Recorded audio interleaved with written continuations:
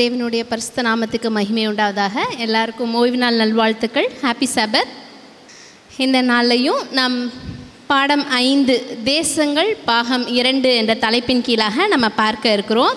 இந்த பாடத்தை படிக்கும் முன்பதாக நாம் யாவரும் தலை தாழ்த்தி ஜெபம் செய்வோம்.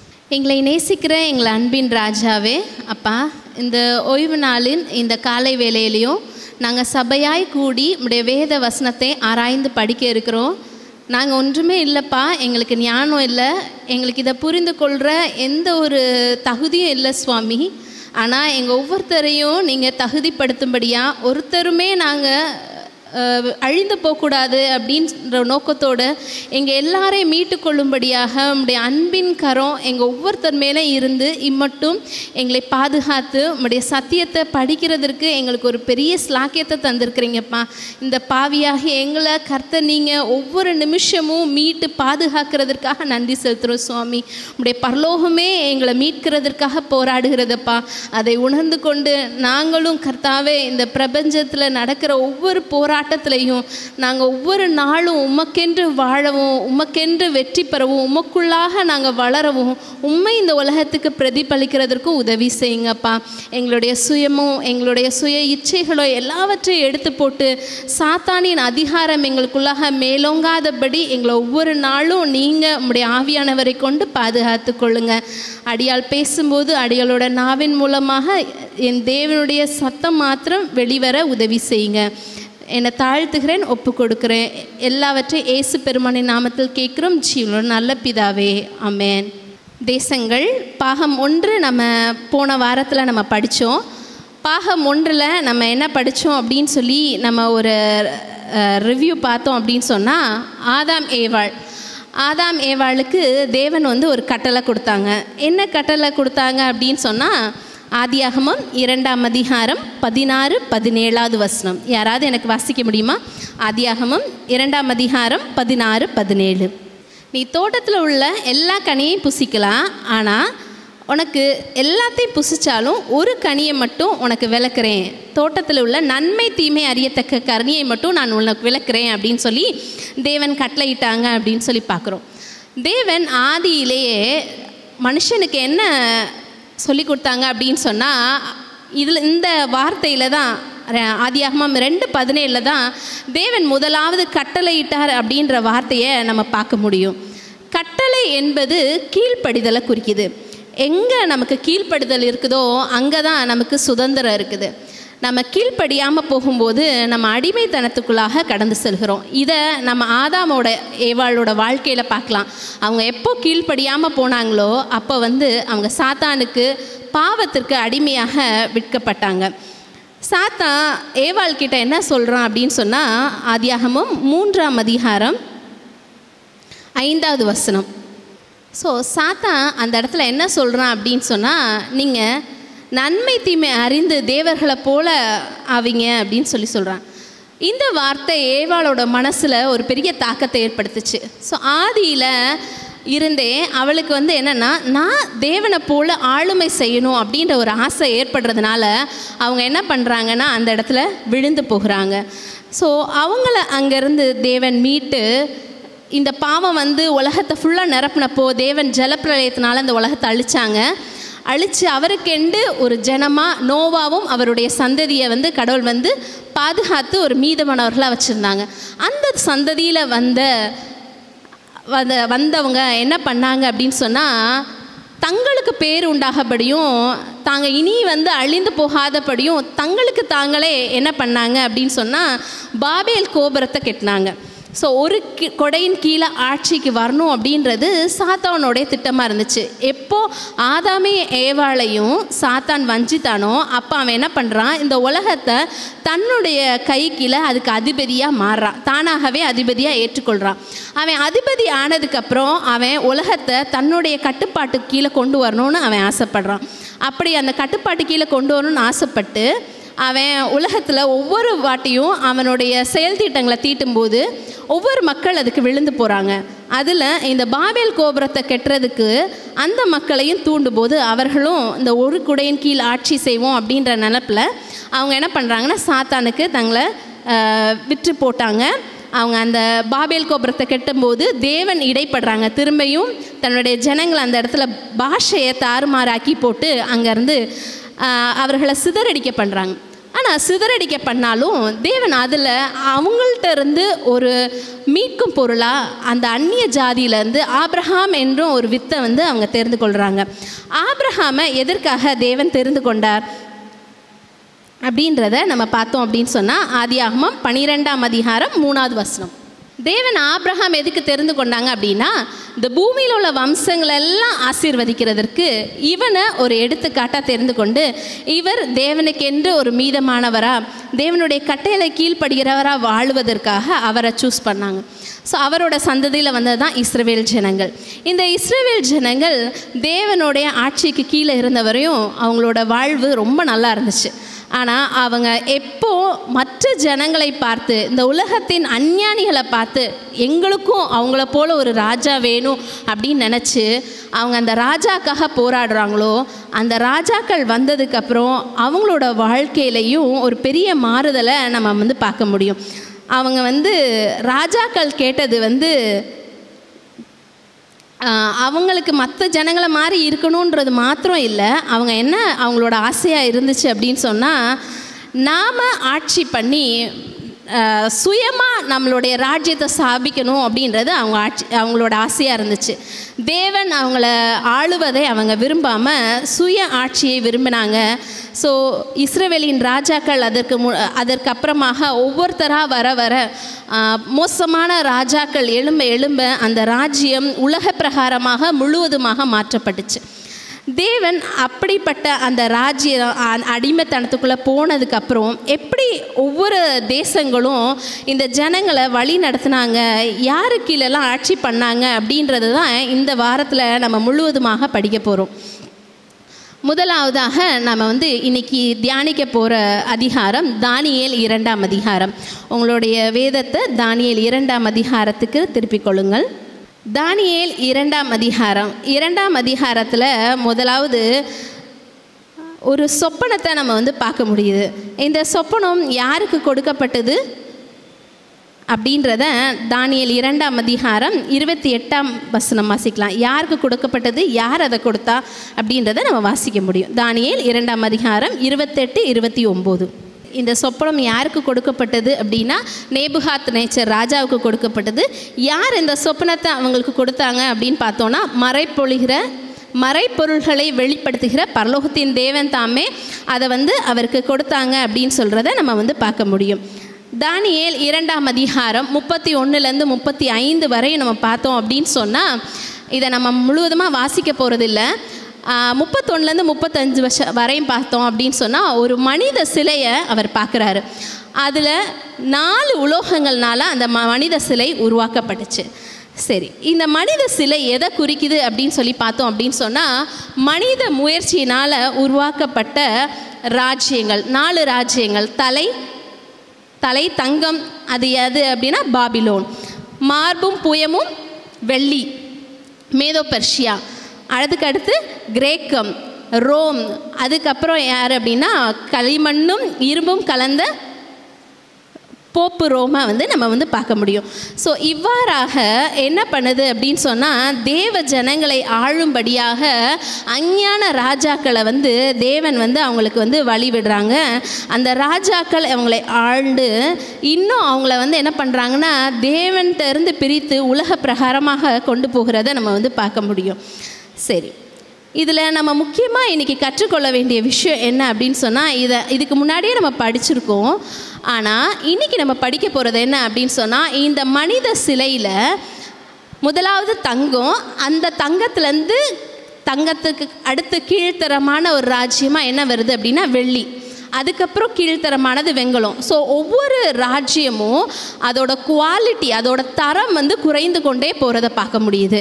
ஸோ இந்த தரம் நமக்கு எதை குறிக்குது அப்படின்னு சொன்னால், இந்த ராஜாக்களுடைய மேன்மையோ அவங்களோட மகிமையோ இது குறிக்கலை, அவங்களுடைய குணத்தில் குறைவு, அவங்க சன்மார்க்கத்தில் குறைந்தவர்களாக போய் கொண்டு இருக்கிறத நம்ம பார்க்க முடியும். இதை நம்மளுடைய தீர்க்கதரிசி அம்மையார் தீர்க்கதரிசிகளும் ராஜாக்களும் என்ற புஸ்தகத்தில் அதிகாரம் 40 பக்கம் 534-35 என்ன சொல்லியிருக்காங்க அப்படின்றத நான் வாசிக்கிறேன். தேசங்களை பற்றிய வரலாற்றில் தெய்வீக தீர்க்க தரிசனத்தில் எழுத்தின்படியான நிறைவேறுதலை தேவனுடைய வார்த்தையின் மாணவன் கண்டு கொள்ளலாம். இந்த தேசங்களை பற்றின வரலாற்றில் தேவனுடைய வார்த்தையின் மாணவன் என்ன நிறைவேறுச்சுன்றதை கண்டு கொள்ளலாம். பாபிலோனின் அதிபதிகள் செழுமையில் தங்களை தேவன் இல்லாமல் இருப்பவர்களாக மறித்திருந்து அவர்களுடைய ராஜ்யத்தின் மகிமையை மனித சாதனைகளுக்கு சூட்டியிருந்ததினால் முடிவில் அது உடைந்து நொறுங்கி போன. அவங்க கிட்ட என்ன இருந்துச்சு அப்படின்னு சொன்னால் தேவன் இல்லை அப்படின்னு அவங்க மனசில் நினச்சாங்க. நேபுகாத் நேச்சருக்கு இந்த சொப்பனம் சொல்லப்பட்டுச்சு. ஆனால் அவர்னால் இந்த சொப்பனத்தை அக்செப்ட் பண்ணிக்க முடியல. அவர் என்ன பண்ணுறாரு அப்படின்னு சொன்னால், இதுக்கப்புறம் அடுத்த அதிகாரத்தில் பார்த்தோன்னா முழுவதுமாக தான் ஆட்சி பண்ணணும், தன்னுடைய ராஜ்யம் அழிந்து போகக்கூடாதுன்றதுக்காக முழுவதும் தங்கத்தினால ஒரு சிலையை செய்கிறாங்க. ஸோ அவருடைய சுய முயற்சியினால் தன்னுடைய ராஜ்யத்தை அவர் நிலைநிறுத்தணும் அப்படின்னு சொல்லி நினைக்கிறாங்க. அதனால் அவர் அழிந்து போகிறத நம்ம பார்க்க முடியும். இதுக்கு அடுத்ததாக மேதிய பெர்ஷிய ஆளுகையின் எல்லைக்குள் தேவனுடைய நியாயப்பிரமாணம் காலின் கீழிட்டு மிதிக்கப்பட்டிருந்ததால் பரலோகத்தின் கோபம் அதை சந்தித்தது. மக்களில் பெருமளவில் பெரும்பான்மையான இருந்தவர்களின் இருதயங்களில் தேவனை பற்றிய பயம் கண்டிருக்கவில்லை. ஸோ மேத பெர்ஷியா காலத்தில் தேவனுடைய கட்டளையை காலில் போட்டு மிதிக்கிறாங்க. தேவனுடைய பயம் இல்லை. இதுக்கு அடுத்து இருக்கிற ஒவ்வொரு ராஜ்யமும் தேவ பயம் இல்லாமல் உலகத்தாரை போல வாழ்ந்து உலகத்தோடு ஐக்கியமாக இருக்கிறத பார்க்க முடியும். ஸோ எந்த இடத்துல நம்ம பாவத்தை மேலோங்கி போகவும் தேவனுக்கு நம்ம இரண்டாவது இடமும் கொடுக்குறோமோ அந்த இடத்துல நிச்சயமாக ஒரு அழிவு வரும் அப்படின்றத நம்ம பார்க்க முடியும். இன்றைய தினத்தில் இந்த தானியேல் 2ஆம் அதிகாரத்திலேருந்து நாம் கற்றுக்கொள்கிற பாடம் தானியேல் 4ஆம் அதிகாரம் 27வது வசனம். தானியேல் 4:27. ராஜாக்கு தானியேல் என்ன ஆலோசனை சொல்கிறாங்க அப்படின்னு சொன்னால், நீங்கள் பாவத்தை விட்டு நீதியை செய்து சிறுமையானவர்களுக்கு இறங்குங்க, அப்போது அந்த நீதி தான் என்ன பண்ணும், உங்களுடைய ஜனத்தை உயர்த்தும். நீங்கள் அப்படி சேர்ந்திருந்தால் உங்களுடைய வாழ்வு நீடித்திருக்கலாம் அப்படின்னு சொல்கிறாங்க. இன்றைக்கி நம்ம இந்த தானியேல் 2ஆம் அதிகாரத்திலேருந்து கற்றுக்கொள்கிற பாடம் என்ன அப்படின்னு சொன்னால், நம்ம நீதியை செய்கிற ஜனமாக தேவன் நம்மளை தெரிந்து கொண்டு இருக்கிறாங்க. நாம் தேவனுடைய கட்டளைகளுக்கு கீழ்ப்படிந்து அவருடைய நீதியை செய்யும்போது நிச்சயமாகவே நித்திய காலம் வரை அந்த நீதி நம்மளை தேவனுக்கு நேராக உயர்த்தும். நம்மளுடைய சுயம் இல்லாமல் நாம் நம்மளுடைய குணத்தில் கிறிஸ்துவை நாம் பிரதிபலிக்கும் போது அந்த நீதியை நம்மளை உயர்த்தி தேவனுக்கு ஏற்ற ஒரு சாட்சியாக நிறுத்தும் அப்படின்னு நம்ம பார்க்கலாம். அடுத்ததாக நாம் தானியேல் 7ஆம் அதிகாரத்துக்குள்ளாக நம்ம தியானிக்க இருக்கிறோம். தானியேல் 7ஆம் அதிகாரம் 1வது வசனத்தை வாசிப்போம். இந்த சொப்பனம் தானியேல் 7ஆம் அதிகாரத்தில் இந்த சொப்பனம் யாருக்கு கொடுக்கப்பட்டுச்சு அப்படின்னு சொன்னால் தானியேலுக்கு கொடுக்கப்படுது. சரிங்களா? இதே 4 ராஜ்யங்களை பற்றி தான் நம்ம 2ஆம் அதிகாரத்துலேயும் பார்க்குறோம். ஆனால் அந்த சொப்பனம் நேபுகாத் நேச்சர் ராஜாவுக்கு கொடுக்கப்படுது. இப்போது அதே ராஜ்யங்களை குறித்த இந்த சொப்பனத்தை நம்ம தானியேலுக்கு கொடுக்கப்படுகிறத நம்ம பார்க்க முடியும். ஆனால் அதுக்கும் இதுக்கும் என்ன வித்தியாசம் அப்படின்னு சொன்னால், தானியேல் 2ல் உலோகங்களாக உருவாக்கப்பட்ட ஒரு மனித சிலையை பார்க்குறோம். இந்த இடத்துல அந்த ராஜ்யங்கள் எங்கேருந்து எழும்புது அப்படின்றத நம்ம பார்க்கலாம். 2வது வசனம் 3வது வசனம். இப்போது 4 மிருகங்கள் எங்கேருந்து எழும்புது, சமுத்திரத்துலேருந்து எழும்புது அப்படின்னு சொல்லி பார்க்குறோம். சரி, நம்ம இந்த காலாண்டு முழுவதுமாகவே நம்ம தீர்க்க தரிசனங்களுடைய இலஸ்ட்ரேஷன்ஸ் பற்றி தான் நம்ம படிச்சுட்ருக்கோம்.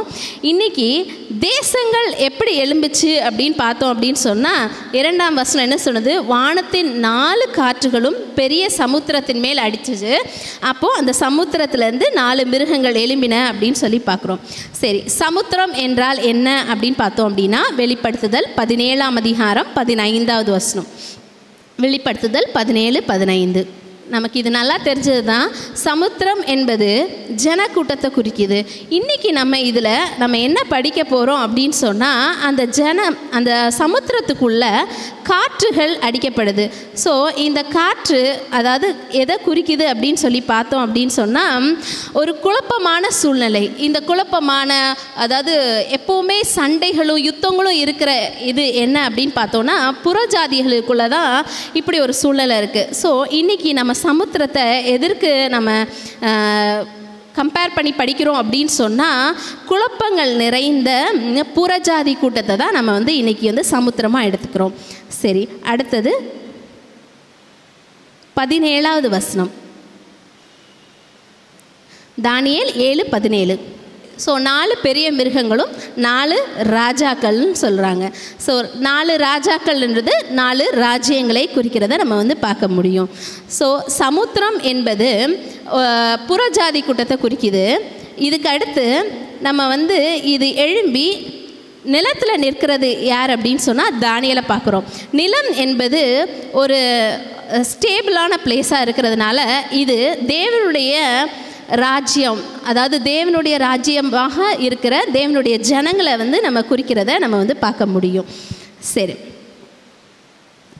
எரேமியா 50வது அதிகாரம் 17வது வசனம். எரேமியா 50:17. ஸோ இஸ்ரவேல் தேசத்தை எப்படி சொல்கிறாங்க அப்படின்னு சொன்னால், ஆடுக்கு கம்பேர் பண்ணுறாங்க. ஸோ அதை பட்சிக்கிற சிங்கம் யார் அப்படின்னு சொன்னால் பாபிலோன் ராஜாவை இது குறிக்குது அப்படின்னு சொல்லி நம்ம பார்க்க முடியும். வெளிப்படுத்துதல் 17ஆம் அதிகாரம் 15வது வசனம். ஸோ இந்த வேசி உட்கார்ந்துருக்கிறது அந்த சமுத்திரம் என்ன அப்படின்றதற்கு இது இன்னொரு ஆதார வசனத்தை நம்ம பார்க்குறோம். இந்த சமுத்திரத்துலேருந்து எழும்பின மிருகம் எதை நோக்கி வருது அப்படின்னு சொன்னால் நிலத்தை நோக்கி வருகுது அப்படின்றத பார்க்க முடியும். ஸோ இந்த 4 ராஜ்யங்களும் இந்த உலகம் இப்போ எதை நோக்கி வந்து கொண்டு இருக்குது அப்படின்னு சொன்னால் தேவனுடைய ஜனங்களை நோக்கி வந்து கொண்டு இருக்கிறது. நம்மளையும் கூட வஞ்சிக்கிறதுக்காக இந்த 4 மிருகங்களும் தேவனுடைய மக்களை நோக்கி வந்து கொண்டு இருக்கிறது. இதுலேருந்து நம்ம கற்றுக்கொள்ளுகிற விஷயம் என்ன அப்படின்னு சொன்னால், நாமும் கூட நிறையா நேரத்தில் என்ன பண்ணுறோம் அப்படின்னு சொன்னால் உலகத்தோடு சேரணும் அப்படின்னு நினைக்கிறோம். உலகம் அப்படின்னு சொல்கிறது என்ன அப்படின்னா, இந்த 4 ராஜ்யங்களையும் நம்ம எப்படி சொல்லலாம் அப்படின்னு சொன்னால், அவங்க தங்களுடைய ஓன் விருப்பங்கள், அதாவது ஓன் இச்சைகள், ஓன் பேஷன்ஸ்ன்னு சொல்லலாம். ஸோ அதை அவங்க எடுத்துக்கொண்டு அவங்களாவே அவங்களுக்கு ஒரு ராஜ்யத்தை ஏற்படுத்தி கொள்கிறாங்க. நம்மளும் கூட இன்றைக்கி நிறைய நேரம் நிறைய தீர்மானங்கள் எடுக்கும்போது எதை வச்சு நம்ம தீர்மானம் எடுக்கிறோம் அப்படின்னு சொன்னால், நம்மளுடைய ஆசைகளுக்கும் நம்மளுடைய தேவைகளுக்கு ஏற்ற விதமாக நம்ம நம்மளுடைய இஷ்டப்படி நம்ம தீர்மானங்கள் எடுக்கிறோம். அப்படி நம்ம தீர்மானங்கள் எடுக்கும்போது நாமும் கூட தேவனுக்கு விரோதமான ராஜ்யமாக மாறிவிடுவோம். ஸோ அதனால் நம்மளை அறியாமலே நாம் சாத்தானுடைய கட்டுப்பாட்டுக்கு கீழே போயிடுவோம்.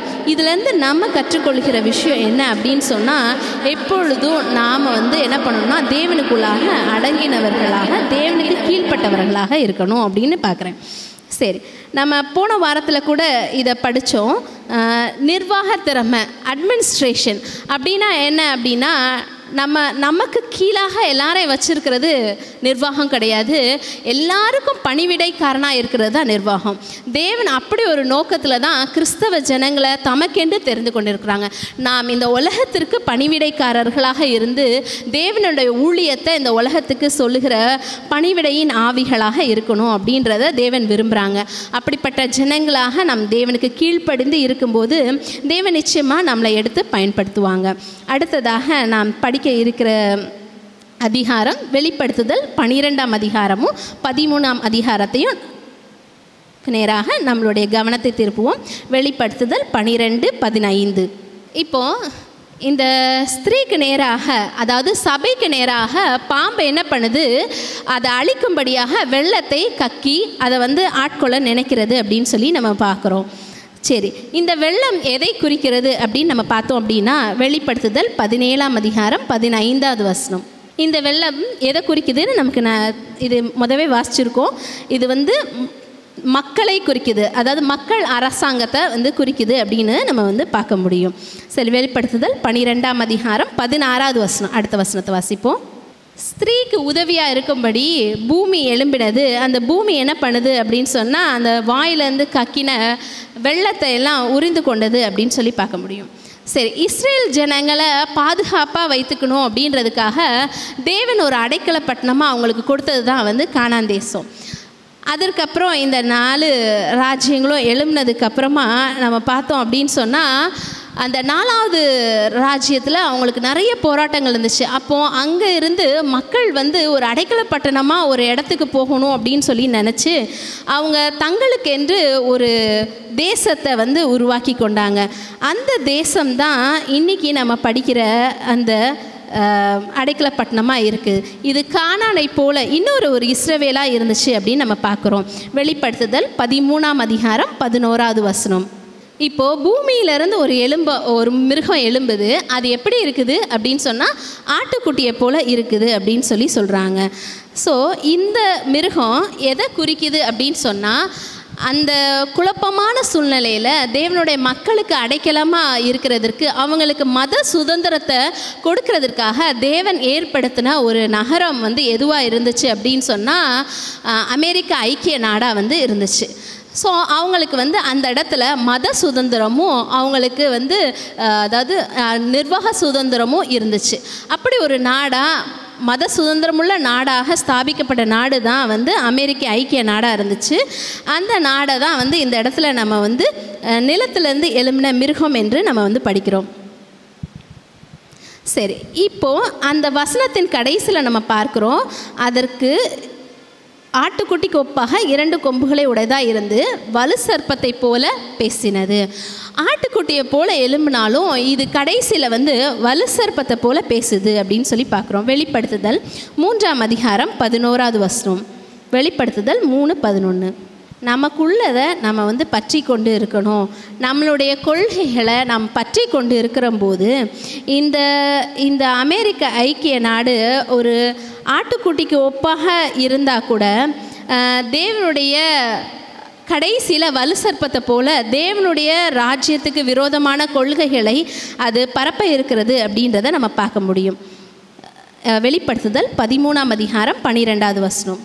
ஸோ இப்போ அது என்ன பண்ணுச்சுன்னா இதுக்கு முன்னாடி காயப்பட்ட அந்த மிருகம் சாத்தான அதாவது போப் ஆட்சியை ஏற்றுக்கொண்டு போப்பை வணங்கும்படியாக அதாவது மிருகத்தின் முத்திரையை பெற்றுக்கொள்ளும்படியாக தன் வலது கையிலையாவது இடது கையிலையாவது அந்த முத்திரையை பெற்றுக்கொள்கிறவர்களுக்கு சாதகமாக இது மாறுறதை பார்க்குறோம். சரியா? தேவன் மத சுதந்திரத்தையும் பாதுகாப்பாக தன்னுடைய ஜனங்களை வைத்திருக்கும்படியாக அமெரிக்க ஐக்கிய நாடை உருவாக்குனாங்க. ஆனால் அதுவும் கடைசியில் தேவனுக்கு விரோதமான ஒரு ராஜ்யமாக மாறினதை நம்ம பார்க்க முடியும். கடைசியாக வெளிப்படுத்துதல் 10ஆம் அதிகாரத்தை நம்ம தியானிக்க இருக்கிறோம். வெளிப்படுத்துதல் 10ஆம் அதிகாரம் 1-2. நம்ம இதில் என்ன பார்க்கலாம் அப்படின்னு சொன்னோம் அப்படின்னு சொன்னால் ஒரு சிறு புஸ்தகம் அவன் கையில் இருந்துச்சு. இந்த சிறு புஸ்தகம் என்ன புஸ்தகம் அப்படின்னு நம்ம பார்த்தோம் அப்படின்னா இது தானியேல் புஸ்தகம். தானியேல் 12ஆம் அதிகாரம் 4ஆம் வசனத்தை நம்ம படித்தோம் அப்படின்னு சொன்னால் தானியேல் 12:4. தானியேலாகிய நீயோவென்றால் முடிவு காலம் மட்டும் இந்த வார்த்தைகளை புதைப்பொருளாக வைத்து இந்த புஸ்தகத்தை முத்திரை போடு. அப்போது அநேகர் இங்கும் அங்கும் ஓடி ஆராய்வார்கள், அறிவும் பெருகிப்போம். கடைசி காலம் மட்டும் மறைக்கப்பட்ட புஸ்தகமாக இருந்தது இந்த தானியேல் புஸ்தகம். கடைசி காலத்தில் நம்ம இப்போ படிக்கிற வெளிப்படுத்துதல் 10ஆம் அதிகாரத்தில் நம்ம படித்ததுபடி இந்த சிறு புஸ்தகம் திறக்கப்பட்டது. இது கடைசி காலத்தில் இது அங்கும் இங்கும் ஓடி அவங்க ஆராய்ந்து பார்த்து அதுக்குரிய காரியங்களை நம்ம கற்றுக்கொள்கிறத நம்ம பார்க்க முடியும்.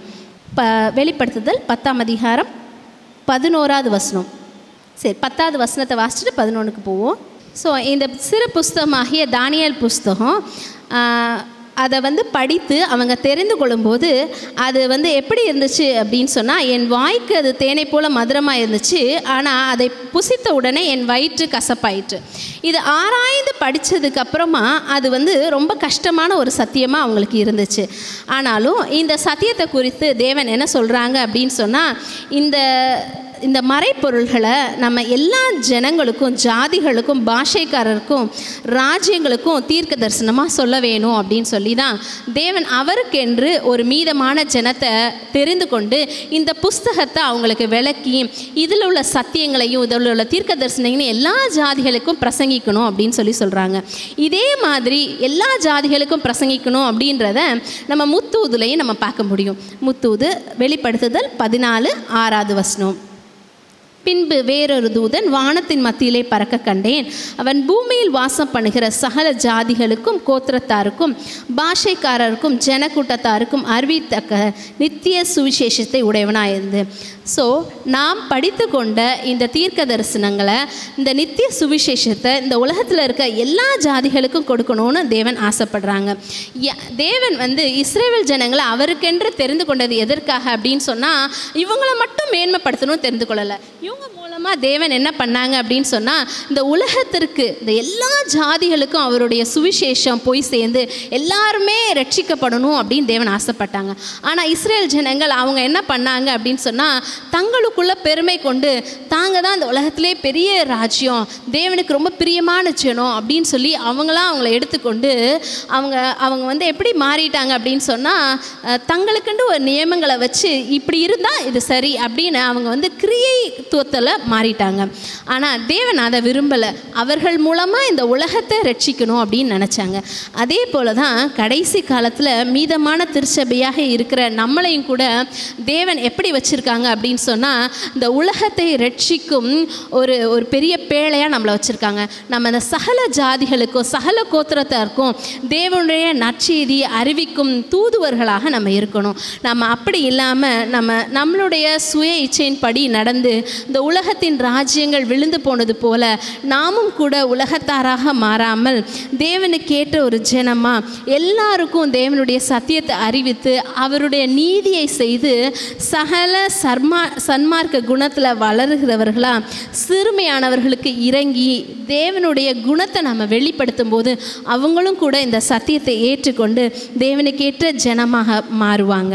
நான் ஒரு சின்ன கதையோடு கூட இந்த செய்தியை நான் முடிக்கலாம் என்று நான் காத்திருக்கிறேன். நமக்கு எல்லாருக்குமே தெரியும், டைட்டானிக் என்ற ஒரு பெரிய கப்பல் உருவாக்கப்பட்டுச்சு.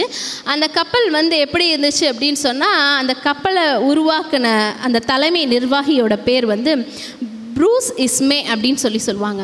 அவர் என்ன ஒரு செய்தியை சொன்னார் அப்படின்னு சொன்னால், இந்த கப்பல் எந்த சூழ்நிலையில், எந்த புயலாலோ எந்த பனிப்பாறையாலோ இதை அழிக்கவே முடியாது அப்படின்னு ஒரு பெரிய நம்பிக்கை கொண்டு வந்தார்.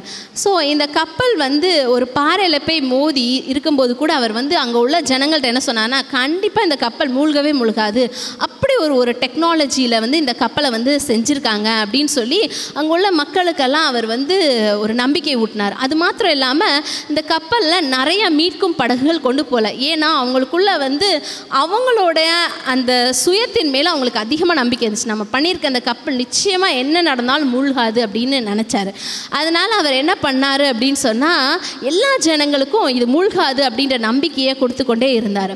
ஆனால் இந்த கப்பல் ஒரு சூழ்நிலையில் மூழ்க போகிற மாதிரி இருக்கும்போது இருந்த கொஞ்சம் மீட்கும் படகுல இவர் என்ன பண்ணிட்டாரு அப்படின்னா, ஒரு மீட்கும் படகை எடுத்துட்டு வேமா அந்த இடத்துல இருந்து தான் உயிர் தப்பி போயிட்டார்.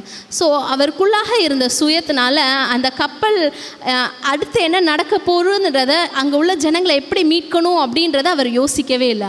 ஆனால் அந்த கப்பலின் மாலுமி இவர் என்னதான் சொன்னால் கூட அவர் அதை நம்பாமல் இங்கே உள்ள ஜனங்களை மீட்கிறதுக்காக அதிகமாக பிரயாசப்பட்டு இருந்த மீட்கும் படகுகளை எவ்வளோ ஜனங்களை பாதுகாக்க முடியுமோ அவ்வளோ ஜனங்களையும் பாதுகாத்து தன்னுடைய ஜீவனையே விட்டார் அப்படின்னு சொல்லி சரித்திரம் சொல்லுது.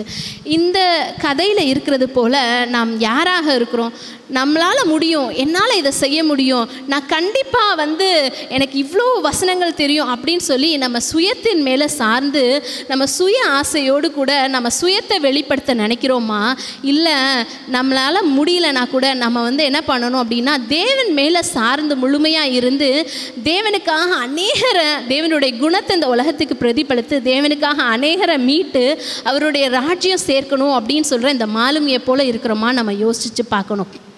இந்த மாலுமியை போல நாமும் கூட இந்த உலகத்தில் அநேகரை இந்த அஞ்ஞான மார்க்கத்தில் நம்ம பார்க்க முடியும். நிறைய பேர் இந்த சத்தியத்தை அறியாமல் அழிந்து போய் கொண்டிருக்கிறாங்க. அவங்களுக்கு இந்த சத்தியத்தை அறிவிக்கும் மீட்கும் பொருளாக நாம் இருந்து தேவனுக்காக அதிகமான ஜனங்களை நம்ம ரட்சித்து தேவனுடைய குணத்தை நம்ம இந்த உலகத்தில் நம்ம வெளிக்காட்டும் போது நிச்சயமாக இந்த உலகத்தார் நம்மளை பார்க்கும்போது ஏசப்பாவை பார்த்து ஏசப்பாக்காக அவங்களும் அநேகரை சாட்சியாக நிறுத்துவாங்க. ஏசாயா 2ஆம் அதிகாரம் 1-2 வசனத்தை வாசிப்போம். ஏசாயா 2:1-2. 3வது வசனம் வாசிங்க. இந்த வசனத்தை நம்மளை பார்க்குற இந்த உலகத்தார் சொல்லணும். நம்ம தேவனுடைய ஜனங்களுக்கு நேராக அவருடைய ஆலயத்துக்கு புறப்பட்டு போவோம். நிச்சயமாக அவருடைய ஆலயத்துக்கு போகும்போது தேவன் தமது வழிகளை நமக்கு போதிப்பாங்க. அப்போது நமக்கு அது என்னவாக இருக்கும் அப்படின்னா ஒரு பெரிய ரட்சிப்பாக இருக்கும் அப்படின்னு அவங்க சொல்லணும். அப்படிப்பட்ட வாழ்க்கையை நாம் இந்த உலகத்தில் இன்றைக்கி நம்ம அப்படிப்பட்ட சாட்சிகளாக வாழுகிறோமா என்று நாம் ஒரு நிமிடம் யோசித்து பார்த்து தேவனுக்கு நேராக நாம் திரும்புவோம். கடைசியாக சங்கீதம் 46:10 வசனத்தை வாசிப்போம். சங்கீதம் 46:10.